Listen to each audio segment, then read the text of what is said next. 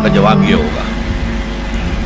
پھر انہوں نے شورا میں بلایا تو میں چلا گیا. میں نے کہا ٹھیک ہے, یہاں تو مجھے مشورہ دینا ہے نا, تو میں اپنے جمعے کے خطبے میں بھی مشورے دیتا ہوں, یہ کرو یہ نہ کرو. میں نے ہی کہا تھا کہ یہ ضیاء الحق صاحب آپ کے دور میں مسلمانوں کی لڑکیوں کی ہاکی ٹیم جا رہی ہے, آپ کے دور میں. اللہ کا شکر ہے وہ موجود تھا وہاں, اس جمعے میں میرے سامنے پہلی صف میں بیٹھا ہوا تھا, تو اس نے بند کر دی. لیکن جو کرکٹ کے لیے میں نے کہا تھا وہ سننے کو تیار نہیں ہوا. میں نے کہا اس گیم کا جنازہ نکالو یہاں سے, 5 دن اور پوری قوم پاگل ہوئی ہوئی ہے. پچھلے زمانے میں تو یہی تھا نا کہ جو جا کے دیکھیں. اب تو یہ کہ ٹی وی کے اوپر بیٹھے ہوئے سب لوگ, نہ دفتروں میں کام, نہ کالجوں میں کوئی پڑھائی, نہ اسکولوں میں کوئی کام. نکالو اس کو. لیکن نہیں سنا انہوں نے. خیر, میں نے شورا میں قبولیت کر لی, شورا میں شرکت. وہاں جا کے میں نے دیکھا کوئی ارادہ ان کا نہیں ہے, کوئی نیت نہیں ہے اسلام کا کام کرنے کی, یہ صرف دکھاوا ہے. میں نے ٹائم مانگا سیکنڈ سیشن کے اندر کہ میں آپ سے ملنا چاہتا ہوں. کہ میرے پاس یہاں ٹائم نہیں ہے, لاہور آ رہا ہوں میں, وہیں مل لیجیے. میں چلا گیا. 5 جولائی 1982 کو میں نے کہا غور سے سن لیجئے. میں نے کہا ضیاء صاحب اپنے ماتھے پر کلنک کا ٹیکا لیے پھر رہے ہیں. اچھا, میں نے تو یہ محاورہ استعمال کیا تھا ان کے ہاں محراب واقعی جو ہے سجدے کا نشان. میں نے کہا مجھے اچانک احساس ہے میں نے یہ کیا کہہ دیا, یہ تو غصے میں آ جائیں گے. لیکن بڑا متحمل مزاج آدمی تھا. کیوں کس لیے کہہ رہے ہیں, کیا بات ہے؟ میں نے کہا آپ نے فیڈرل شریعت کورٹ بنائی, اپنے ہینڈ پکڈ علماء کو اس میں رکھا ہے. تقی عثمانی کس کا چوائس ہے؟ پیر کرم شاہ صاحب کس کا چوائس ہے؟ ملک غلام علی صاحب کس کا چوائس ہے؟ آپ کا. آپ کو ان کے دیانتداری پر, ان کے علم پر کوئی بھروسہ ہے کہ نہیں؟ لیکن آپ نے ان کے ہاتھ باندھ دیے. آئلی قوانین پر بھی بات نہیں کر سکتے جو انگریز نے نہیں چھیڑے, جو مسلمانوں نے ابھی تک بھارت کے اندر چھیڑنے نہیں دیے. میں نے کہا میں یہ نہیں کہتا غلام احمد پرویز اس وقت تک زندہ تھا, میں یہ نہیں کہتا کہ جو میں کہتا ہوں وہ آپ کریں. آپ اپنے اس کورٹ کے ہاتھ کھول دیں اور پرویز صاحب آئیں, ثابت کر دیں کہ کوئی شے خلاف اسلام نہیں ہے. میں خوش, میرا خدا خوش. کہنے لگے ذرا آسمان کی طرف دیکھتے ہوئے, پھر ان خواتین کو کون مطمئن کرے گا؟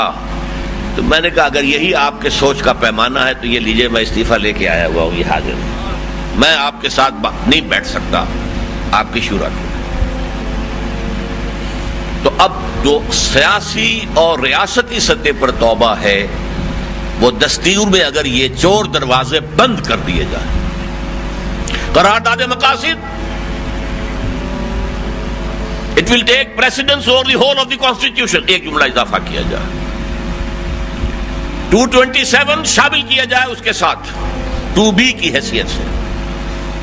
فیڈرل شریعت کورٹ ساری پابندیاں ختم کی جائیں, ہر شے میں وہ رائے دے سکے. اس کا سٹیٹس کم سے کم ہائی کورٹ کے ججوں کے برابر ہو, علماء کا بھی.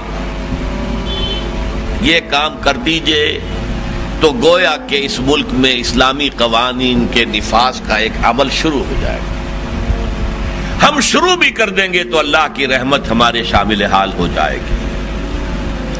اور اگر یہ نہیں ہے تو جیسا کہ میں عرض کر چکا ہوں, میرے دو کتابچے یہاں آج موجود ہیں. جن لوگوں کو دلچسپی ہوئی ہو وہ لیں اور پڑھیں. میری باتیں جو سنی ہیں آپ نے وہ تو بہرحال کچھ دیر کے بعد آپ کے حافظے سے محو ہو جائیں گے, لیکن وہ 2 کتابچے پڑھیے.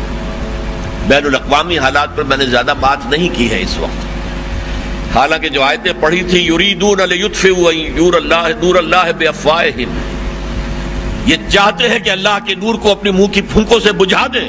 بش تلا ہوا ہے, اسرائیل تلا ہوا ہے, یورپ تلا ہوا ہے.